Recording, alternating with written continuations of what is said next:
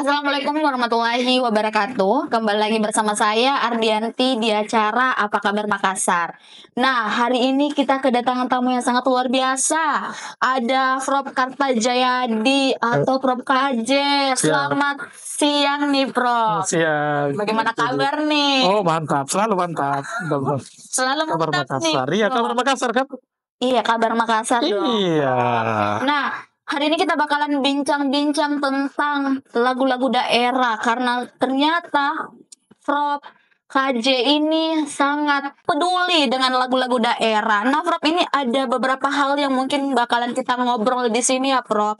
Nah, dari Prof sendiri nih tentang lagu-lagu daerah di tengah lagu-lagu kekinian ini, pendapat Prof sendiri tuh seperti apa? Karena kan sekarang di era digital nih, Prof. Ya. Jadi memang kalau mau disandingkan antara lagu-lagu nasional, lagu-lagu daerah, lagu-lagu internasional, lagu-lagu populer lainnya, memang tidak imbang. Iya. Namun demikian, setiap masyarakat, setiap komunitas, setiap suku yang ada di berbagai belahan bumi itu selalu memiliki ciri khas masing-masing di dalam berekspresi terkait dengan budayanya, menunjukkan siapa jati dirinya. Salah satunya melalui lagu. Iya. Tapi kan itu juga menarik sekali ya, Prof. Di era sekarang, tapi Prof ini lagi-lagi sering mengaransemen yang namanya lagu-lagu daerah. Kok bisa sih, Prof? Ya, jadi saya itu sebenarnya agak kecewa, katakan tidak nyaman, karena anak-anak kita sekarang, katakanlah di Sulawesi Selatan, anak kita itu jarang sekali yang bisa berbahasa daerah. Iya. Tidak tahu bahasa Bugis, padahal dia tinggal di Bugis, tidak tahu bahasa Makassar di Makassar. Padahal ini merupakan salah satu identitas kita. Iya. Nah, lagu ini menawarkan juga, karena di lagu itu kan ada harmoni, ada nada, sehingga lagu apapun sebenarnya, sepanjang harmoni dan nadanya bagus, itu bisa dinikmati. Nah, ternyata lagu-lagu daerah sudah lama ditinggalkan karena persoalan tadi itu. Pengetahuan kita tentang kelokalan, pengetahuan anak-anak kita tentang bagaimana kita, siapa diri kita. Nah, di dalam syair-syair lagu, lirik-lirik lagu, banyak hal yang menceritakan tentang bagaimana karakter budaya kita, bagaimana semangat kita, sehingga tanpa mempopulerkan lagu-lagu itu, sesungguhnya nilai-nilai yang terkandung dalam lagu itu sangat monumental. Tapi Prof, ini kan kita lagi mempopulerkan yang namanya lagu daerah. Nah, Prof, ini kan sudah dikepung dengan lagu-lagu K-pop, lagu-lagu English lah, Prof. Nah, kalau dari Prof sendiri melihat hal itu seperti apa sih, Prof? Iya, inilah saya melihat sebuah ketidakpahaman, sebuah kekurang pedulian terhadap budaya kita, sehingga saya coba karena sekarang di medsos sudah begitu mudah orang tampil, begitu mudah orang mensosialisasikan sesuatu. Saya pikir melalui medsos ini, melalui YouTube, melalui Instagram, Facebook, saya coba menggali lagu-lagu lama yang dulu menjadi bahan-bahan yang romantisme masa lalu saya. Ketika saya masih kecil, lagu-lagu ini diperdengarkan dan itu sungguh luar biasa. Pada saat itu saya hanya menganggap bahwa ini adalah lagu yang bagus, tapi ternyata setelah kekini saya coba menganalisis kata demi kata, itu luar biasa mendalamnya terhadap bumi Makassar. Tapi kali ini Makassar, nanti akan saya juga buat menyanyikan lagu-lagu Bugis. Oh, bakalan ada. Bakalan ada. Bro. Tapi lagu Bugis lama yang jarang orang mendengarkan. Namun kalau itu dikenal dan coba dimaknai makna dari lagu itu luar biasa. Kita banget. Kalau kita Bugis banget. Kalau Makassar banget. Oh, nah, gitu. Kan sekarang ini Prof Karta ya, Prof KJ lagi mengaransemen lagu-lagu Iwan Tompo. Kok bisa? Kenapa lagu-lagu Iwan Tompo, Prof? Padahal kan banyak juga nih lagu-lagu Makassar. Ya, itu pertama karena lagu Iwan Tompo memang kalau di kalangan Sulawesi Selatan sudah membumi lah. Terlepas dari kepungan digitalisasi musik dan sebagainya. Siapa yang tidak kenal Iwan Tompo? Oleh karena itu tahap pertama saya akan mencoba membawakan lagu-lagu Iwan Tompo. Membawa kembali lagu-lagu itu di cover namanya. saya mengcover lagu Iwan Tompo, lagu-lagu lamanya yang barangkali jarang didengar orang, tapi maknanya luar biasa. Bahkan ketika saya mau ambil lagu itu, saya panggil, saya bertemu anaknya Iwan Tompo, Iswan. Saya menyampaikan, mau mana? Saya mau coba mau membawakan lagi mengcover lagu bapakmu. Terus saya ditanya, lagu yang mana Om? Saya nyanyikan sebaik, dia tidak pernah dengar lagu itu. Dia nggak pernah dengar lagu itu. Nggak pernah saya dengar Om. Jadi dari 3 itu yang sekarang sudah ada di YouTube, di channel Kartajaya di official YouTube, itu di situ ada 3 lagu pertama itu hanya 1 yang pernah didengar oleh Iswan, 2-nya tidak pernah didengar. Nggak pernah dengar. Bayangkan, kita kehilangan kalau ini tidak di cover. Oleh karena itu 3 lagu saya di channel YouTube itu tidak akan pernah ada 2-nya membawakan lagu itu. Bahkan kalau kita di-share di Google tidak akan dapatkan liriknya. Nggak ada itu. Berarti hanya Prof Karta ya? Ya karena itu saya dulu punya kaset. Ada kaset itu kemudian saya panggil pemusik coba dengar itu. Nah sekarang kalau kaset kan nggak ada radio lagi sekarang. Gimana mau diputar kalau kaset? Iya betul sekali. Nah Prof, kalau dari Prof sendiri melihat lagu-lagu Makassar nih dalam mempertahankan budaya, khususnya budaya Makassar itu sendiri seperti apa sih Prof? Jadi sebenarnya saya tidak mengatakan mempertahankan budaya, tapi bagaimana melestarikan kebudayaan yang ada, melestarikan dalam pengertian dia harus diterima sesuai dengan keberadaannya dari masa ke masa. Nah, kalau dipertahankan berarti dia nggak boleh berubah. Lestari kemudian dikembangkan. Nah, sebenarnya pengembangan ini, musik ini kan musik langgam.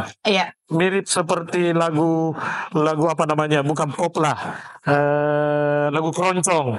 Dan keroncong ini kan khas Indonesia. Tapi di dalam apa namanya sistem tata kelola ekonomi yang terkait dengan lagu-lagu itu tidak kurang diminati. Tetapi yang paling terpenting adalah makna dari lagu itu yang memberikan kekuatan kepada kita bahwa itulah kita. Jadi syair-syairnya itu luar biasa loh itu makna-maknanya. Berarti dari makna-makna lagu itu sendiri dari misalkan kayak lagu-lagu Makassar itu ada ya Prof makna tersendirinya.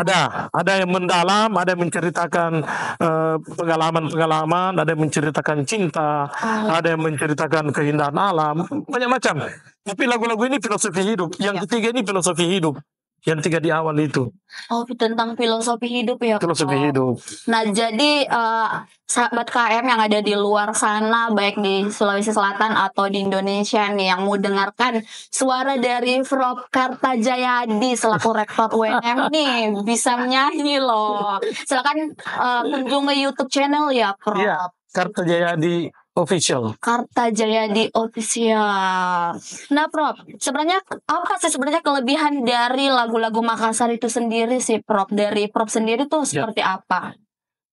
Mungkin karena terkait dengan kepemilikan. Saya tuh kalau menyanyikan lagu-lagu Makassar itu seperti saya bercerita. Saya seperti betul-betul memaknai itu lagu itu. Saya mencoba memahami secara mendalam, kemudian saya ungkap kata-kata itu dan itu luar biasa maknanya. Luar biasa dalam filosofi hidup. Dibanding dengan lagu-lagu sekarang ya, Prof? Ya, kalau lagu-lagu sekarang kan populer art, populer sound. Jadi kalau populer itu yang dimaksud dengan populer, cepat diterima, cepat hilang. Kalau yang membumi itu ya memang yang karakter-karakter kita yang sifatnya lagu-lagu klasik. Nah itu klasik ini lagu-lagu Makassar itu klasik loh. Tapi Prof, karena kan sekarang itu semakin berkembangnya yang namanya saman ya Prof, maka nilai budaya itu termasuk musik tradisional itu semakin tinggi nilainya. Itu seperti apa sih sebenarnya Prof? Itu tergantung dari bagaimana komunitas memahaminya. Jadi memang kita akui bahwa lagu-lagu daerah ini memang selama ini karena konsep kita di dalam mengemas seluruh aktivitas hidup adalah orientasinya pada ekonomi. Jadi siapa yang punya nilai ekonomi itulah yang diangkat. Nah, sedangkan ini lagu-lagu daerah tidak punya nilai ekonomi, tapi punya nilai semangat untuk hidup, semangat keakuan. Wah, ada karena aku begini. Nah, kita tidak kehilangan identitas. Itu. Tidak kehilangan identitas. Termasuk lagu-lagu Bugis, lagu Makassar, lagu Bandar Toraja. Dan nantinya juga Prop ini bakalan nyanyikan ya lagu Bugis atau lagu Toraja. Ya, saya coba. Jadi pertama ini saya hanya lagu Makassar. Yang kedua lagu-lagu Bugis. Kalau yang pertama ini lagunya Iwan Tompo dan teman-teman siapa kolega Iwan Tompo yang menciptakan lagu itu. Kemudian yang pernah dinyanyikan Iwan Tompo. Nanti seri kedua itu lagu-lagunya Ancila Ricci. Ancila Ricci. Yang Bugis. Yang lagi populer juga pada masanya itu ya, Prof. Ada yang populer, tapi yang paling saya pentingkan ketika dia menjadi lagu lama yang kemudian mampu bertahan sampai saat ini. Saya fokuskan pada lagu-lagu lama yang jarang orang mendengarkan. Yang tadi saya bilang itu, anaknya Iwan Tompo nggak pernah dengarkan. Pernah saya nyanyikan lagu ini, satu lagu, kemudian ada Dian Ekawati. Dian Ekawati. Siapa yang tidak kenal Dian Ekawati? Saya bilang biasanya Dian Ekawati, kalau orang menyanyi, saya menyanyi dia naik panggung. Kali ini dia tidak berani naik panggung karena tidak tahu lagu itu. Begitu saya turun panggung, dia nggak tahu kan lagu ini sebenarnya nggak pernah saya dengar. Padahal seorang Iwan Tompo yang menyanyikan lagu itu. Ternyata seorang Iwan Tompo. Nah, Prof, kalau Prof sendiri melihat orang-orang sekarang yang banyak mengatakan bahwa lagu daerah itu hanya untuk di pernikahan saja. Itu kan banyak sekali statement keluar itu, Prof. Nah, kalau Prof sendiri melihat hal itu seperti apa sih? Ya, itu aja berlaku di daerah. Kalau di daerah Bugis, ya dia identik dengan lagu Bugis, dia bawakan Makassar. Tetapi ya syukurlah, saya itu minimalis namanya, tapi itu ada upaya. Menurut saya kalau bisa ada perdanya, peraturan-peraturan tentang bagaimana kita menghargai kebudayaan, menghargai lagu, menghargai tari, musik. Ya itu juga bagus bahwa setiap pertunjukan minimal misalnya 50% adalah lagu lokal. Itu juga bagus karena kita ini kehilangan arah. Kita ini kehilangan identitas dari segi bersenandung. Tidak ada lagi karena yang kita mana yang lain itu yang di luar populer sana tidak menyentuh kita. Nah, sedangkan di lagu-lagu daerah itu ya selain memang melodinya, harmoninya memang sesuai makna tersendiri. Iya, makna tersendiri dan memang berbeda dengan lagu-lagu lain. Lagu-lagu lain ya. Nah, ini juga sangat luar biasa sekali seorang profesor selaku rektor UNM yang bisa mengaransemen lagu. Nah, ini juga yang mau saya tanyakan sama Prof. Nah, bagaimana seorang Prof KJ ini membagi waktu? Di sisi lain adalah seorang rektor yang sangat sibuk, tapi di sisi lain bisa mengaransemen lagu. Gimana itu, Prof? Ya, jadi aransemen lagu ini saya manfaatkan teman-teman pemusik. Jadi saya panggil semua. Ini loh apa namanya motif dasar musiknya. Jangan terlalu jauh dari situ karena nanti dikirain lagu baru. Akhirnya didengar, kemudian masuk banyak unsur. Jadi ada unsur biola, ada unsur flute, pokoknya macam-macam. Saya gabungkan itu di dalam satu kesatuan untuk menghasilkan nada yang berbeda. Apa tujuannya? Supaya ini alat untuk mengatakan bahwa alat musik modern pun bisa masuk bercampur dengan alat musik langgam dengan lagu daerah. Gitu. Jadi nanti ini ada seri. Ini tadi malam saya sudah ambil gambar juga. Kemudian mungkin minggu depan saya mau ambil gambar di perumahan apa itu di seberang itu Benteng Sombopu. Saya akan ke Benteng Sombopu mencari spot-spot yang tradisional. Untuk saya semua dosen yang membawa alat musik. Ada dekan, ada apa, semua dosen yang saya menyanyi. Itu lagunya nanti lagu apa ini? Lagu daerah. Lagu daerah Makassar. Lagu daerah Makassar. Tapi ini ceria. Ceria ini lagunya. Ceria lagi ya. Lebih ceria ini. Jadi semua itu nanti juga semua chord. Padahal lagu itu tidak di chord. Lagu itu nanti di chord semua. Sangat luar biasa ini, Prof. Nah, Prof, mungkin ini kan juga jadi jadi tanda tanya nih dari saya, Prof. Apakah setelah Prof pensiun nantinya bakalan keluarnya jadi penyanyi atau seperti apa? Tidak. Saya bukan penyanyi. Oleh karena itu, karena di rumah ada studio kecil, ada studio kecil untuk rekaman. Kadang anak-anak bilang, diulangi Pak, baik itu. Coba saya dengar. Begitu saya dengar, jangan diulang. Saya bukan penyanyi profesional. Biarkan ada slip sedikit, ada salah sedikit. Dan saya nggak mau ngambil gambar di luar seperti orang, kecuali yang rame-rame ini. Yang rame-rame, nanti 2 lagu saya itu rame-rame. rame-rame ada di pos ronda. Saya cari sekarang lorong, kalau ada lorong yang ada apa itu, ada dekernya, orang duduk di situ, biasa anak gitar, saya cari itu dong, dan di situ saya menyanyi. Nah, kemungkinan saya dapat nanti di BT Sombopu. Iya. Kan kalau di Benteng Sombopu itu banyak spotnya. Banyak. Tapi semua dosen yang ini, saya menyanyi. Sama dosen di UNM ya? Ya, enggak, bukan. Semua dosen yang pandai musik di bidangnya. Nggak mau gini-gini doang, dia harus ini bagus gitarnya, gitar. Ini bagus flute-nya, flute. Ini bagus saksofon. Itu. Apa sih sebenarnya target ke depannya untuk meningkatkan kebudayaan, khususnya budaya Makassar nih, atau lagu-lagu daerah yang ada di kota Makassar sendiri? Karena kan kalau kita lihat juga di kampus UNM ini ada memiliki fakultas seni itu sendiri. Apakah bakalan dipergunakan itu atau seperti apa ini, Prof? Iya, saya kira memang target saya adalah bagaimana mengembalikan roh musik lokal, musik daerah Sulawesi Selatan. Dan menurut saya kesempatan ini karena zamannya digitalisasi di medsos banyak sekali, sehingga nanti ini semua medsos saya akan upload semua. Kemudian suatu saat kita tiba pada masa ada blueprint, termasuk di radio-radio. Saya dengan Gamasi juga sering diajak, mungkin dalam waktu dekat ini saya ke Gamasi buat lagu-lagu untuk sosialisasi tentang lagu-lagu itu dan mengembalikan milik sendiri. Katakanlah ada barang impor, barang lagu-lagu pop dari Indonesia, oke boleh, tapi jangan lupa lagu-lagu daerah. Targetnya adalah bagaimana ada blueprint terkait dengan kepemilikan dan pelantunan, senandungan lagu-lagu daerah di negeri sendiri. Prof, mungkin sebelum kita tutup bisa lah sedikit nih suaranya Prof kita didengarkan. Ya, kalau yang lagu pertama itu yang sekarang subscribernya ada 3.000, itu kan bilang gini, salo makna buang bombang ribisean rate bonto. Luar biasa loh makna ini. Adakah orang yang dihempas ombak justru pada dia sudah berada di darat, di atas perahu pula.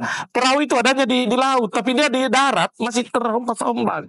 Ini cerita tentang bagaimana sebuah pemanaan terhadap pengalaman hidup dari seseorang yang tidak gampang dilupakan. Oleh karena itu dia merasa bahwa dia tersiksa. Dia harus menyelesaikan persoalan itu. Itu makna lagunya ya? Makna lagu itu bahwa ada rasa sakit yang mendalam terhadap pengalaman hidupnya yang membuat dia seolah-olah dia ada di perahu diombang-ambing di laut, tapi dia tidak, di atas darat. Di atas darat. Luar biasa perumpamaannya. Iya, sangat luar biasa personifikasinya. Iya. Nah, Prof, terakhir closing statement. Ya, closing statement saya di era sekarang di mana orang-orang bisa berkomunikasi dimanapun, bisa berkarir dimanapun, bisa tinggal dimanapun, bisa bergaul dimanapun. Ingat, kita punya identitas. Identitas kita adalah itu yang kita punya. Saya orang Bugis, saya orang Makassar, orang Mandar, Toraja, orang Sunda, orang apa, tunjukkan itu. Hanya itu yang membuat kita lebih memperkaya diri untuk sebuah kekuatan untuk maju ke depan. Salah satu di antaranya adalah kuasai kebudayaan lokal, kuasai kebudayaan daerah. Gitu. Ya, itu tadi closing statement yang sangat luar biasa dari Prof. KJ selaku Rektor UNM. Hari ini kita sudah banyak bincang-bincang tentang kebudayaan yang ada di Kota Makassar dengan lagu-lagu Makassar, dan seorang profesor bisa menyanyikan lagu-lagu daerah khususnya Makassar itu sendiri. Nah, sahabat KM, jangan lupa like, komen, dan subscribe.